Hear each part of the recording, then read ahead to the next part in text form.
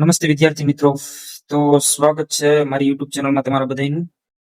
અને આજે વાત એ કરવાની છે કે મહેનત કરતો માણસ, તૈયારી કરતો માણસ, મહેનત કરતો જે હકીકતમાં તૈયારી કરે છે અને ઘણા ટાઈમથી 1 વર્ષ 2 વર્ષ 5 વર્ષ અથવા તો કોઈ પણ ટાઈમ હોય, એને હકીકતમાં તૈયારી દરમિયાન પ્રોબ્લેમ શું પડે, એ ગવર્મેન્ટ એક્ઝામની તૈયારી કરતા હોય તો એને ટૂંકમાં એનો વારો કેમ નથી આવતો, તો એ બાબતે આજે ચર્ચા કરવાની છે. તો વિડીયોમાં બના રહેજો.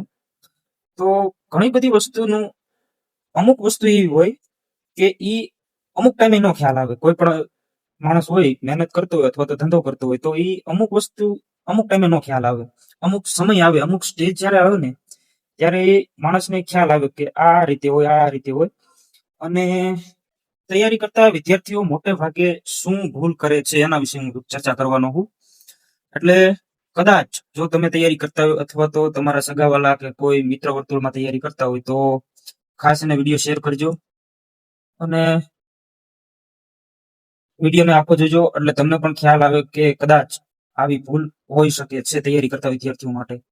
તો સૌપ્રથમ તો અત્યારે જે ગવર્મેન્ટ એક્ઝામનો જે ટ્રેન્ડ ચાલે છે, તો એમાં મોટાભાગના વિદ્યાર્થીઓ શું ભૂલ કરે છે, તો કે પ્રથમ પહેલા તો એને સિલેબસની કઈ ખબર હોતી નથી કે ભાઈ એને સિલેબસ ન હોય, સિલેબસની જાણકારી ન હોય અને એ વાંચતો હોય તો સિલેબસની જાણકારી વગર તૈયારી ના કરાય આમ તો. પણ અત્યારે પહેલા આજથી 10 વર્ષ પહેલા એવું હતું કે ભાઈ કોઈ એક બુક વાંચતા તો પાસ થઈ જતા, નોકરી મળી જતી. પણ હવે એવું રહ્યું નથી. અને હવે સ્પેસિફિક છે ને, કોઈ પણ બોર્ડ, કોઈ પણ ભરતી બોર્ડ અથવા તો કોઈ પણ જે પરીક્ષા કન્ડક્ટ કરે, પરીક્ષાનું આયોજન કરે, તો એ એક સ્પેસિફિક સિલેબસ આપે કે ભાઈ ગણિત આટલું, રીઝનિંગ આટલું, અંગ્રેજી આટલું, ગુજરાતી વ્યાકરણ આટલું. તો એ રીતનો જે સિલેબસ આપે ને, એ સિલેબસ પ્રમાણે જ તૈયારી કરવી જોઈએ. બીજી વસ્તુ કે ભાઈ સિલેબસ તો તમને મળી ગયો, તો તમારી પાસે બુક લિસ્ટ હોવું પડે કે ભાઈ આ બુક મારે આ ભરતી માટે તૈયારી કરવાની છે, તો આ બુક મારી પાસે હોવી જ જોઈએ. હવે જો ઈ બુક હું નહીં વાંચું, આ સિલેબસ, માનો કે ગુજરાતી વ્યાકરણ છે તો ગુજરાતી વ્યાકરણ 30 માર્કનું હોય કોઈ એક્ઝામમાં. હવે તમે વ્યાકરણની બુક તમારી પાસે ન હોય, તમે વ્યાકરણ ના વાંચો, તો પછી થશે કેવું કે ઈ તમને એના માર્ક નહીં મળે, જે પ્રોપર માર્ક છે ને માર્ક નહીં મળે. એટલે સિલેબસ પ્રમાણે બુક લિસ્ટ, સિલેબસ પ્રમાણે જ બુક લિસ્ટ હોવું જોઈએ. બીજી વસ્તુ કે હાલો વાંચી તો લીધું, પણ હવે શું આગળ? તો વાંચી લીધું એટલે એનો મતલબ એવું નથી કે આપણે તૈયારી પૂરી થઈ ગઈ. વાંચી લીધું પછી આવે છે મેન પડાવ કે ભાઈ રિવિઝન. તો તૈયારી કરતા હોય ને એટલે તમે વાંચો ઓછું તો વાંધો ન આવે, પણ રિવિઝન તો કમ્પલસરી તમારે કરવું અને કરવું જ જોઈશે. રિવિઝન નહીં કરો તો તમારી શોર્ટ ટર્મ મેમરી છે ને એમાં યાદ જ નહીં રહે. બરોબર? એટલે મેક્સિમમ બને ને એટલું રિવિઝન કરવું જોઈએ.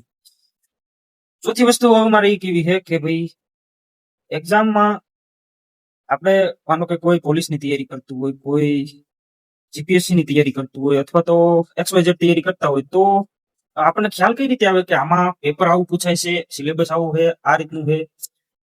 તો એના માટે આપણે જોવા પડે પીવાયક્યુ, જોવા પડે પ્રીવિયસ યર ક્વેશ્ચન, કે જે આપણને ખ્યાલ આવે કે ભાઈ આમાં આવો પ્રશ્ન પૂછાય છે, આનું ભારણ આટલું છે, જેના આધારે આપણે એક અંદાજ લગાવી કે આપણે આ પેપરમાં કેટલી તૈયારી કરવાની છે.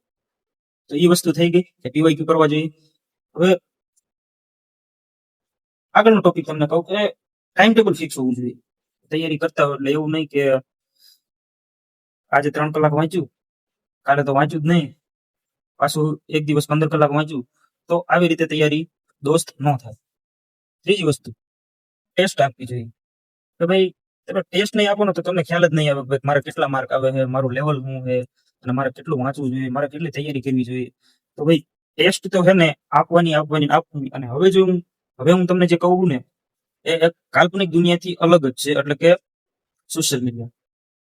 ઘણા બધા મિત્રો તૈયારી કરતા હોય એટલે એને એવું હોય કે ભાઈ આપણે તૈયારી દરમિયાન છે ને આપણે એટલી બધી તૈયારીની જરૂર નથી એમ વિચારતા હોય, અથવા તો પૈસાની બચત કરતા હોય. તો એ વિદ્યાર્થીઓને મારે ખાસ જણાવવાનું કે ભાઈ છે ને યુટ્યુબમાં જો એવરેજ મતલબ કે હોશિયાર હોય, 3 ટાઈપના સ્ટુડન્ટ હોય. એક તો હોશિયાર હોય, એક હોશિયાર હોય, બીજો મીડિયમ હોય, અને ત્રીજો જે ટૂંકમાં એ હોશિયાર ન હોય.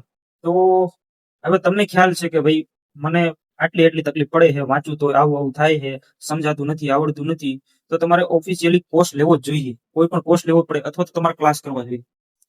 હવે એવું ન બની શકે કે ભાઈ યુટ્યુબમાં તમે જોયા જ રાખો, સ્ક્રોલ કર્યા જ રાખો, ઓલી ચેનલ જોઈ લો, આ ચેનલ જોઈ લો, અથવા તો અલગ અલગ લેક્ચર્સ આવતા હોય, સિરીઝ આવતી હોય, અલગ અલગ એકેડેમી વાળા આવતા હોય, તો ભાઈ એવું નહીં કરવા. કોર્સ લઈ લેવા અને કોર્સ લઈને જ તૈયારી કરવાની. કોર્સ લઈને જો તમે તૈયારી કરશો ને, તો અત્યારે તો ઘણી બધી સારી સારી એકેડેમીના કોર્સ આવે છે. તો તમને એમ થાય કે ભાઈ આ સરનું મને સમજાય છે, તો એ સરનો કોર્સ લઈ લેવાનો અને પ્રોપર વેમાં તૈયારી ચાલુ કરવાની. અને સોશિયલ મીડિયાથી બને ને ત્યાં સુધી તમે તૈયારી કરતા હોય ને એ દરમિયાન કોઈ પણ સોશિયલ મીડિયા એપ્લિકેશન, ઇન્સ્ટાગ્રામ છે, ફેસબુક છે, એવા કોઈ પણ સોશિયલ મીડિયા પ્લેટફોર્મ છે ને, તમારે યુઝ જ નથી કરવાના. એમાં છે ને માહિતી તો આવશે, પણ એ માહિતી તમને ક્યારે મળશે ને ક્યારે હું આવશે ને એ કઈ નક્કી જ નહીં રહે. એટલે છે ને સોશિયલ મીડિયાનો ઉપયોગ તમારે બને ત્યાં સુધી કરવાનો જ નહીં.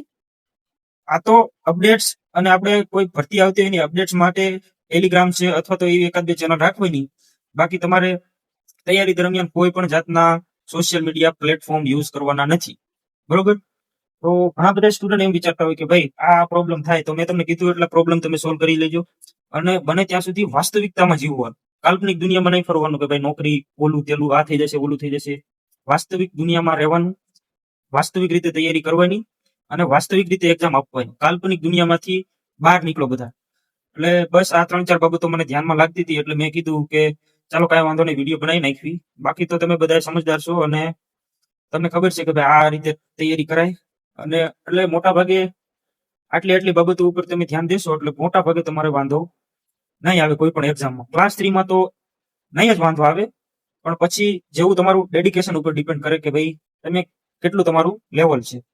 તો વિડીયો ગમે તો વિડીયોને લાઈક કરજો, શેર કરજો અને તમારા સગા સંબંધી અથવા તો કોઈ પણ તમારા તૈયારી કરતા હોય તો એને આ વિડીયો જરૂરથી મોકલજો. બાકી જય હિન્દ, જય ભારત.